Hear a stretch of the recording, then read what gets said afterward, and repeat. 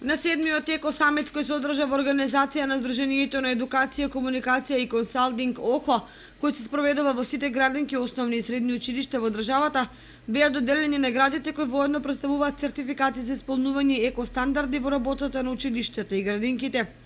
Според критериумите на конкурсот како да се стане еко училиште, годинава беа доделени 32 апликации за зелено знаме, меѓу кои училишта по пети пат се најде и Кочанското основно училиште Рале Кратовче, кое пред присутните на еко самитот ги презентираше спроведените еко активности. На денешниот самит бевме поканети да ја презентираме нашата приказна која трае веќе 10 години, еко училиште, каде што ги представивме нашите